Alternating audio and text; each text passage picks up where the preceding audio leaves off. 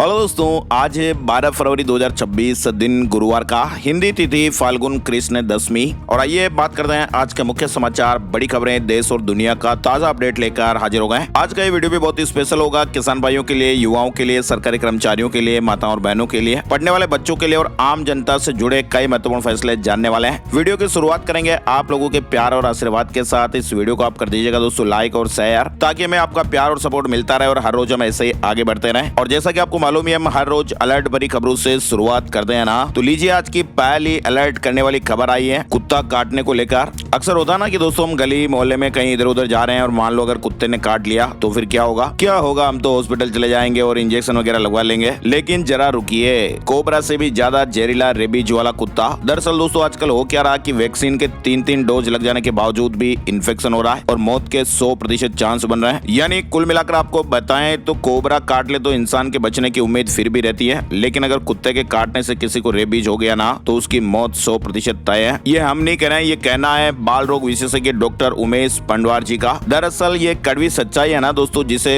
अक्सर लोग नजरअंदाज कर देते हैं। कुत्ते के काटने पर लगने वाला एंटी रेबीज इंजेक्शन ARV में एक सुरक्षा का एहसास तो देता है, लेकिन ये एहसास कई बार झूठा भी साबित होता है। और जरा सी लापरवाही, जानकारी का अभाव या फिर इलाज में अगर एक छोटी सी भी चूक हो गई ना तो ये किसी की भी जान ले सकती है। और ये खबर काम की है ना, इसलिए हमें आपको शुरुआत में बताना पड़ रहा है। और अभी आपको हाल ही में पता होगा, मध्य प्रदेश के दतिया, ग्वालियर और रीवा से भी कुछ ऐसी खबरें आई ना जो बेहद ही चौंका रही हैं, क्योंकि दोस्तों वहां पर लोगों ने कुत्ते के काटने के बाद एंटी रेबीज वैक्सीन भी लगाए और कुछ मामलों में इम्यूनोग्लोबुलिन यानी RIG भी दिया गया, फिर भी वे लोग जिंदगी की जंग हार गए। अब आप सोचेंगे कि आखिर ऐसा हो क्यों रहा है, तो दरअसल दोस्तों हो इसलिए रहा क्योंकि आजकल जो जीवन रक्षक माने जाने वाली हमारी वैक्सीन है ना, वो भी कई बार बेअसर साबित हो जा रही है और ऐसे बहुत सारे केस अभी सामने आ चुके हैं। और विश्व स्वास्थ्य संगठन WHO के अनुसार अगर बात करें ना दोस्तों, तो दुनिया भर में हर साल लगभग 59,000 लोग रेबीज से जान गंवा देते हैं। और आपको जानकर ये हैरानी होगी कि इनमें से 36% से ज्यादा मामले यानी करीब 20,000 लोग अकेले भारत में जान गंवा देते हैं। और आपको जानकर ये ताज्जुब होगा कि भारत में हर साल लगभग 2 करोड़ लोग जो है ना दोस्तों, वो डॉग बाइट के मामले सामने आते हैं, डॉग बाइट के शिकार होते हैं। और इनमें से भी 40% लोग तो पीड़ित ऐसे होते हैं जो 15 साल से भी कम उम्र के बच्चे होते हैं। तो अगर कोई ऐसी वैसी घटना हो जाती है ना, तो इलाज में बिल्कुल भी लापरवाही नहीं करनी है, तुरंत हॉस्पिटल का रुख करना है और सही समय पर सही तरीके से वैक्सीन लगवाना है। काटने वाली जगहों की बात करें तो सिर और गर्दन सबसे खतरनाक जगह होती है। रेबीज का जो वायरस होता है ना दोस्तों, वो नसों के जरिए हमारे दिमाग में बढ़ता है,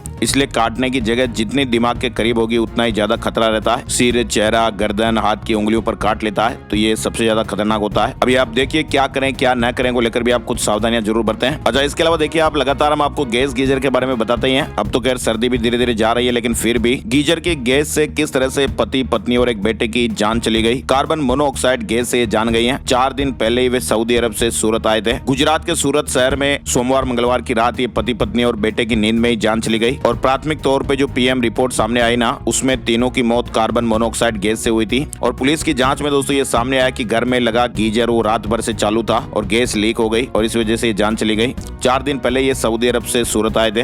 रात में गीजर को चलता छोड़ दिया था और वेंटिलेशन नहीं होने की वजह से गैस फैल गई, तो इसीलिए हम आपको अलर्ट भरी खबरें बताते हैं। और इधर आप देखिए राजस्थान के दौसा से बड़ी दर्दनाक खबर सामने आई है। राजस्थान के दौसा में एक भीषण सड़क हादसे में 6 दोस्तों की जानें चली गई और 6 ही दोस्त एक ही गांव के रहने वाले थे। और किस तरह से आप देखिए, एक्सीडेंट के कुछ ही घंटे पहले शादी समारोह में दोस्तों ने खाना खाते हुए एक फोटो भी क्लिक करवाई थी। और अब ये 6 के 6 इस दुनिया में नहीं रहे। सभी दोस्त एक ही गाँव के रहने वाले हैं और ये आभानेरी गाँव में शादी समारोह में शामिल होने के लिए गए थे, वापस लौट रहे थे और ये बड़ा हादसा हो गया। 6 के 6 दोस्त दुनिया को अलविदा कह गए, एक भी नहीं बचा। जयपुर आगरा नेशनल हाईवे पर यह घटना हुई। और इधर आप देखिए सांड से बचाव में एक बाइक फिसल गई, चालक की जान चली गई। अब आप कहेंगे कि यार ऐसी घटनाएं तो रोज ही होती है, हम क्या करें। लेकिन ये खबर उन लोगों के लिए है ना दोस्तों की जो हेलमेट लगाकर फिर वो दादागिरी से गाड़ी चलाते हैं, एकदम रेस को खींचते हैं फुर्र, या फिर बुलेट वगैरह तो उसके वो साइलेंसर भी चेंज करके फिर वो डुक डुक डुक डुक डुक आवाज निकालते हैं। तो ऐसे लोगों के लिए बहुत बड़ा अलर्ट है। हेलमेट पहनने से आपकी जान बच जाएगी ये कंफर्म थोड़ी है। तो आपको गाड़ी घोड़ा जो है वो बिल्कुल सावधानी से चलाना है, लापरवाही आपको बिल्कुल भी नहीं करनी है। आपकी एक छोटी सी लापरवाही की वजह से बाद में कितनी सारी ढेर सारी समस्याएं पैदा हो जाती हैं। हादसे के समय इन भाई साहब ने हेलमेट भी पहन रखा था, लेकिन गिरने के दौरान हेलमेट का कांच टूट गया और वो कांच ही सिर में घुप गया। गंभीर चोटें आई और जान चली गई। मुंबई में एक प्राइवेट कंपनी में काम करते थे। मुंबई से ये गांव आए थे और गांव में कोई पारिवारिक कार्यक्रम में शामिल होने के लिए जा रहे थे और रास्ते में ये घटना हो गई। तो इसीलिए कहते हैं ना कि आप गाड़ियों को सावधानी से चलाएं। कई बार होता है ना कि जरूरी नहीं कि गलती आपकी हो, सामने वाले की भी गलती हो सकती है, लेकिन अगर हम धीरे चला रहे तो हम काफी हद तक बच सकते हैं। अच्छा, इसके अलावा देखिए आप राजस्थान के भीलवाड़ा से खबर आ रही है। एक ऑनलाइन गेमिंग ने 14 साल के बच्चे को किस तरह से चोर बना दिया। रिचार्ज करवाने के लिए पड़ोसी के घर में उसने 3 बार चोरी कर डाली, लाखों के कैश और गहने उड़ा लिए। भीलवाड़ा से ये जुड़ी खबर आई है।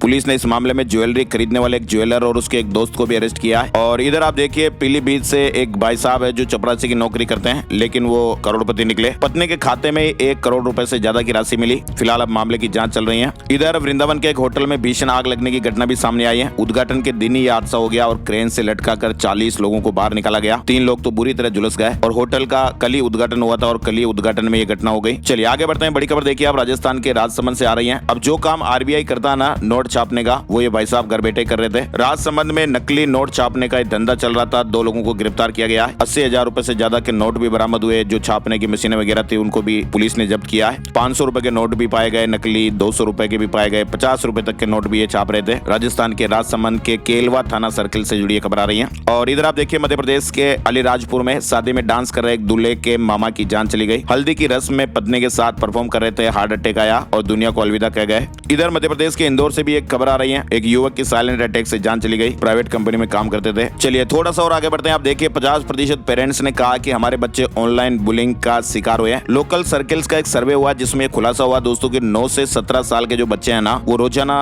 3 घंटे से भी ज्यादा ऑनलाइन रह रहे हैं। अब आप देखिए बच्चों के हंसने खेलने पढ़ने की जो उम्र है, इसमें किस तरह से डिजिटल गैजेट्स वगैरह जो बच्चों के लिए आजकल खतरा बन रहे हैं। हमारे देश में 9 से लेकर 17 साल के बच्चों के ऑनलाइन सेफ्टी को लेकर ये चिंताएं एक बार फिर से बढ़ती हुई दिख रही हैं। लोकल सर्किल्स ने एक सर्वे करवाया जिसमें 50% पेरेंट्स लोग बाग ये कह रहे हैं कि उनके बच्चे या तो ऑनलाइन बुलिंग का शिकार हुए या उन्हें गलत कंटेंट देखने को मिला। और सर्वे में ये भी बात सामने आई कि 9 से 17 साल के करीब आधे बच्चे रोजाना 3 घंटे या उससे ज्यादा समय ऑनलाइन बिता रहे हैं। और इससे हो क्या रहा दोस्तों, बच्चों का गुस्सा बढ़ रहा है, नींद की कमी हो रही है, पढ़ाई से ध्यान हट रहा है और एंजाइटी जैसी समस्याएं भी बढ़ रही हैं। 75% पेरेंट्स की चिंता है सोशल मीडिया पर उनके बच्चे के शोषण की आशंका सबसे ज्यादा। तो किस तरह से आजकल डिजिटल टेक्नोलॉजी के जमाने में भी नई नई चिंताएं सामने आ रही हैं। और इधर आप देखिए ट्रेड यूनियनों ने आज भारत बंद का भी ऐलान किया हुआ है और ऐसे में बैंकिंग और ट्रांसपोर्ट जैसी सुविधाओं पर आज असर देखने को मिल सकता है। ट्रेड यूनियनों ने आज 12 फरवरी को पूरे देश भर में भारत बंद का आह्वान किया है और ऐसे में आज कई राज्यों में जनजीवन प्रभावित हो सकता है। किसान संगठनों और 10 केंद्रीय ट्रेड यूनियनों के संयुक्त मंच ने इस हड़ताल का ऐलान किया और इस राष्ट्रीय हड़ताल के कारण दोस्तों बिजली, बैंकिंग, बीमा, परिवहन, स्वास्थ्य, गैस और जलापूर्ति से जुड़ी सेवाएं आज देश भर में प्रभावित हो सकती हैं। और हड़ताल में विभिन्न क्षेत्रों के लगभग 30 करोड़ वर्कर्स आज शामिल होंगे, ऐसे अपडेट आ रहे हैं। तो आज हड़ताल भी है। चलिए आप खबरों का सिलसिला आपको आगे बढ़ाते हैं और ताजा अपडेट में आप देखिए जनगण मन से पहले गाया जाएगा वंदे मातरम। जी हाँ, केंद्र सरकार ने राष्ट्रगीत वंदे मातरम को लेकर नए दिशा निर्देश जारी कर दिए हैं। गृह मंत्रालय ने आदेश में साफ साफ कहा कि अब सरकारी कार्यक्रम हो या फिर स्कूल वगैरह हो या फिर अन्य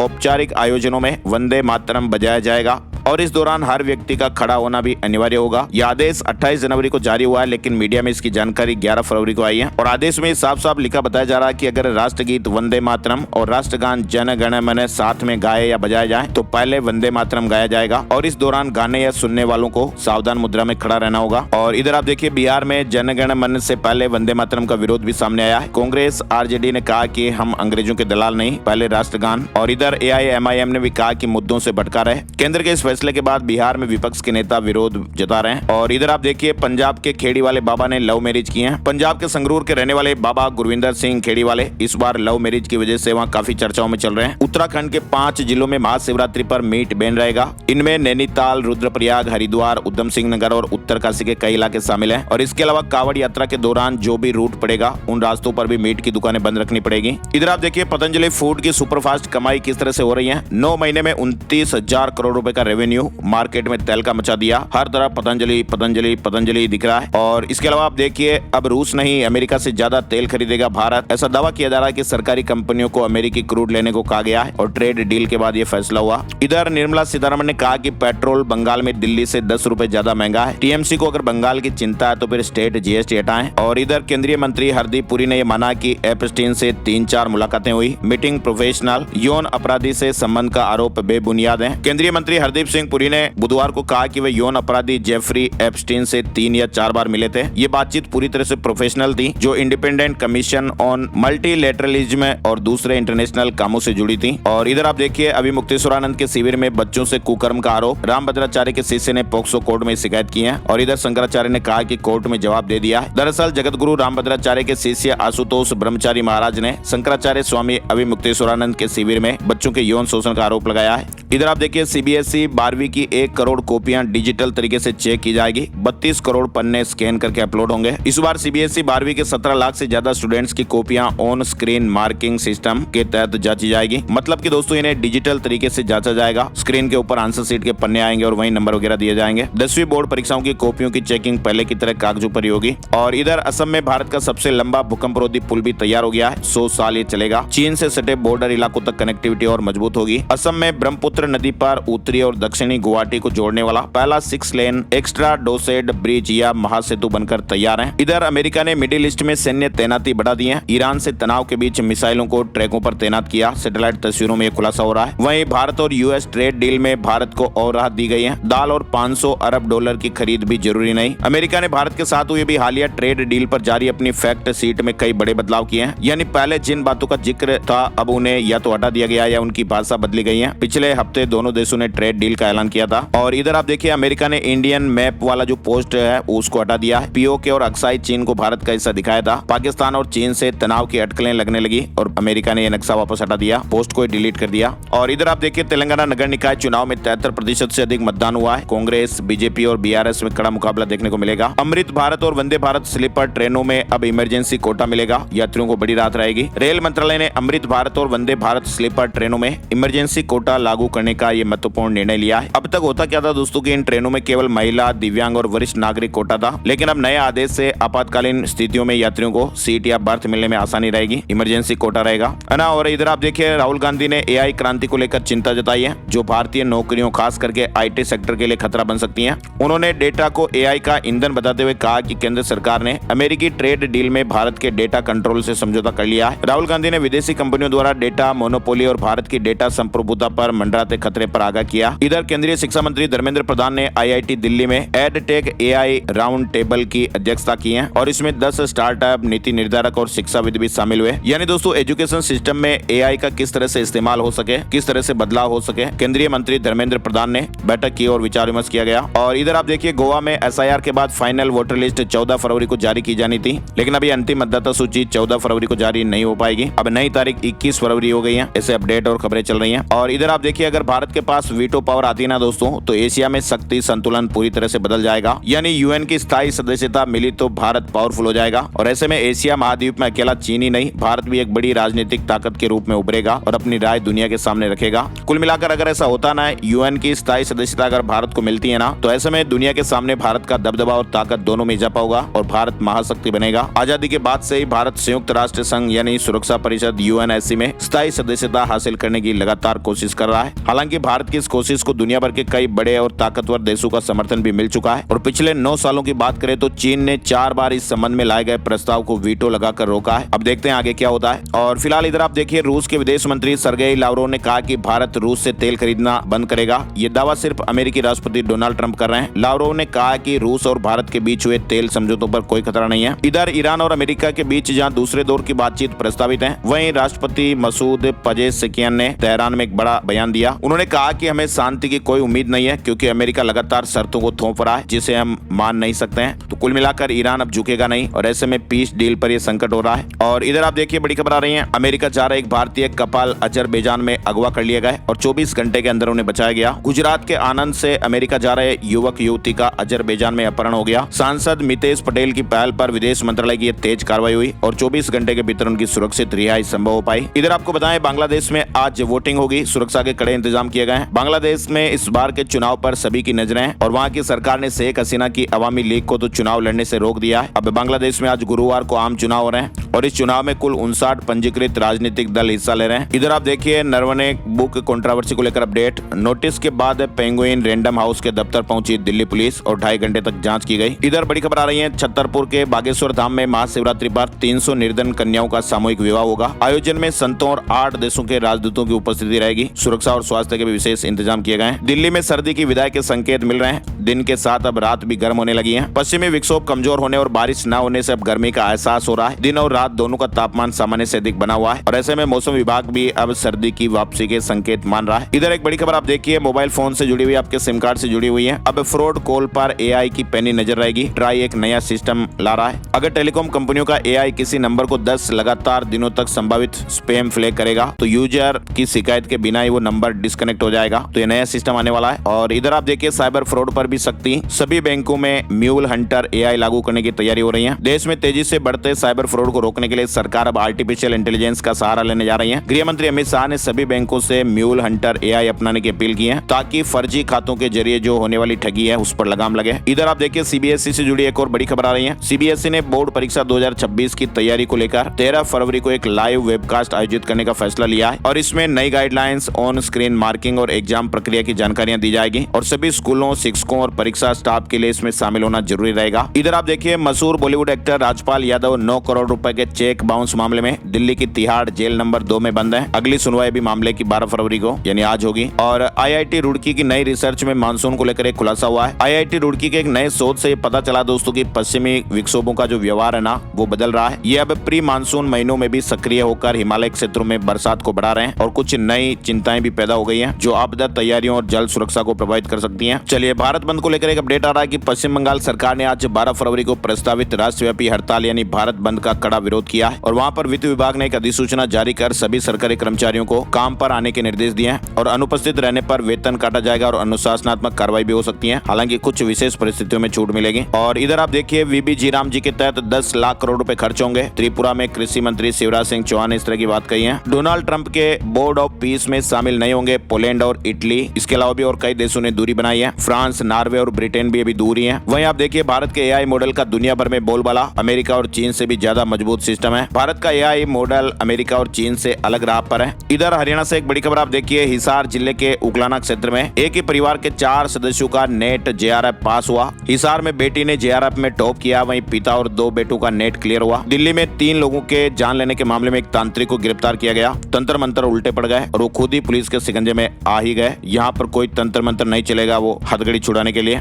और इधर आप देखिए राजस्थान का बजट भी आ गया है और बजट में कई महत्वपूर्ण ऐलान भी हुए। राजस्थान की वित्त मंत्री दिया कुमारी ने बुधवार 11 फरवरी को लगातार तीसरा फुल बजट पेश किया। 2 घंटे 54 मिनट का बजट भाषण भी दिया और इसमें सरकारी कर्मचारियों, किसानों के साथ ही हेल्थ सेक्टर, पेयजल और ट्रांसपोर्ट सेक्टर में भी कई बड़ी बड़ी घोषणाएं की गई। सबसे पहला अपडेट तो यह आया कि 8वें वेतन आयोग के लिए एक हाई पावर कमेटी बनाई जाएगी और परीक्षाओं के लिए एक नई टेस्टिंग एजेंसी का भी बजट में ऐलान हुआ है। जैसे एनटीए वगैरह ऐसे ही राजस्थान में भी परीक्षाओं के लिए एक नई टेस्टिंग एजेंसी बने, ऐसा ऐलान हुआ। और इसके अलावा सरकारी स्कूल बच्चों को खेल किट देंगे और असहाय, विमंदित और लावारिस मरीजों को भी अब फ्री इलाज मिलेगा। मुख्यमंत्री लखपति दीदी योजना में अब लोन की जो सीमा है ना इसको 1 लाख से बढ़ाकर 1.5 लाख रुपए कर दिया गया है। और सबसे बड़ा अपडेट आपको पता है सरकारी कर्मचारियों के लिए, सरकारी कर्मचारी की जान चले जाने पर अब उसकी पुत्र वधू को भी अनुकंपा नियुक्ति मिल पाएगी। और साथ ही सरकारी कर्मचारी सरकारी नौकरी में रहते अगर वो दिव्यांग हो जाते हैं, नौकरी करने में असमर्थ रहते हैं तो भी आश्रित को अनुकंपा नियुक्ति मिलेगी। जलदाय विभाग में 3000 संविदा कर्मचारियों की नियुक्ति का ऐलान हुआ। 6500 यानी 6500 गाँवों को हर घर नल, हर घर जल योजना से जोड़ा जाएगा। 1800 करोड़ रुपए की लागत से नई सड़कें, ब्रिज वगैरह भी बनेंगे। 4 जिलों में एयरपोर्ट बनाने के लिए भी सर्वे होगा। 15 नए रेलवे ओवर ब्रिज और अंडर ब्रिज भी बनाए जाएंगे। और वित्त मंत्री ने एक बात और कही, बताया आपको, सरकार 30,000 युवाओं को 10 लाख रुपए तक का ब्याज मुक्त लोन भी देगी और झींगा पालने वाले किसानों को सस्ती बिजली मिलेगी। और इसके अलावा सरकार ने दूसरे राज्यों से गाड़ी खरीदने पर टैक्स में छूट का भी ऐलान किया और 5000 होमगार्ड की भर्तियां भी होगी। बेहतरीन काम करने वाली पंचायतों को राष्ट्रीय पंचायती पुरस्कार की तर्ज पर ही स्टेट पंचायत पुरस्कार भी दिए जाएंगे। किसानों के लिए अगले साल 50,000 सोलर पंप लगाए जाएंगे। कृषि यंत्रों की खरीद पर सब्सिडी अनुदान। 36,000 नए फार्म पॉन्ड बनाने के लिए भी अनुदान मिलेगा। 50,000 किसानों को तारबंदी के लिए भी अनुदान दिया जाएगा। 35 लाख किसानों को 25,000 करोड़ के ब्याज मुक्त फसली लोन दिए जाएंगे और सहकारी बैंकों से किसानों को दीर्घकालीन कृषि लोन पर 5% ब्याज अनुदान दिया जाएगा। 5 लाख पशुपालकों को दूध पर बोनस मिलेगा। 25,000 महिलाओं और युवाओं को मिनी ई मित्र के तौर पर अधिकृत किया जाएगा।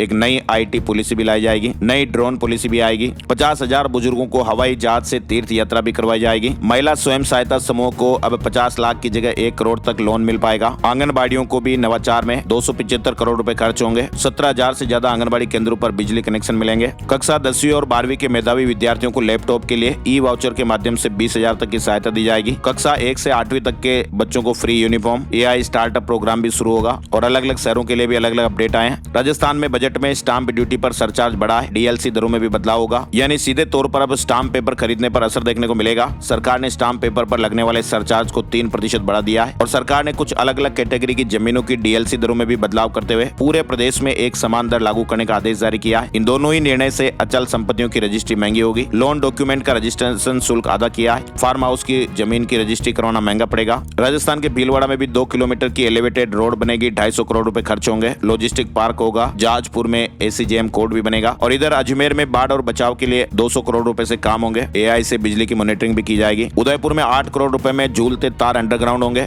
आयर नदी पर ब्रिज 4 लेन होगा, 2 नए थाने वगैरह बनेंगे, शहर सिग्नल फ्री होगा। तो इस तरह से बजट में ऐलान हुए। और जोधपुर में आप देखिए चीन और तुर्की समेत 6 देशों के कलाकार आएंगे। 3 दिन तक कार्यक्रम होगा। 70वां सेक्रेड स्पिरिट फेस्टिवल। कई बार करंट अफेयर्स और प्रतियोगी परीक्षाओं में सवाल पूछा जा सकता है। जोधपुर के ऐतिहासिक मेहरानगढ़ दुर्ग में 13 से 15 फरवरी तक 70वां सेक्रेड स्पिरिट फेस्टिवल आयोजित हो रहा है। राजस्थान नर्सिंग कर्मी भर्ती पैटर्न में बदलाव की तैयारी, लिखित परीक्षा देनी पड़ सकती है। फिलहाल संविदा पर लगे नर्सिंग कर्मी और फ्रेशर्स की अलग अलग डिमांड हो रही है, विवाद चल रहा है। और इधर आप देखिए राजस्थान बोर्ड की 10वीं और 12वीं परीक्षाएं आज से। एडमिट कार्ड के साथ स्कूल ID या आधार भी रखना होगा। इसके अलावा देखिए आप राजस्थान में समाज कल्याण स्कॉलरशिप में पारदर्शिता लाने के लिए राजस्थान सरकार ने पहली बार बड़े बदलाव किए हैं। सामाजिक न्याय एवं अधिकारिता मंत्रालय तथा जनजातीय कार्य मंत्रालय ने विभागीय स्कॉलरशिप के लिए विद्यार्थियों का वन टाइम रजिस्ट्रेशन यानी OTR अनिवार्य कर दिया है। और अब होगा दोस्तों ये कि सभी शैक्षणिक संस्थान, कॉलेज वगैरह जो है वो आधार MIS पोर्टल पर अपना बायोमेट्रिक पंजीकरण कराएंगे। इधर आप देखिए मध्य प्रदेश में Indore Pithampur economic corridor 21 kilometre लंबा 8 लेन का कॉरिडोर। इधर उज्जैन, देवास, इंदौर को मिलाकर एक संयुक्त वाटर सप्लाई बोर्ड बनेगा। 15 मार्च तक 1 लाख PM आवासों के लिए सब्सिडी जारी करेगा नगरीय विकास विभाग। 2 बड़े अपडेट ये भी सामने आए। और इधर आप देखिए मध्य प्रदेश में मंत्रियों के यात्रा भत्ता का पेमेंट अब चेक से नहीं, नए वित्त नियम लागू हो गए, E-चेक से ही भुगतान होंगे। मध्य प्रदेश में आप देखिए अब मध्य प्रदेश की होगी खुद की अफोर्डेबल हाउसिंग पॉलिसी। गरीब और मध्यम वर्ग के घर अब मध्य प्रदेश की नीति से बनेंगे, केंद्र के नियमों से राहत मिलेगी। साथ ही मध्य प्रदेश सरकार ने पेंशन व्यवस्था में एक बड़ा बदलाव करते हुए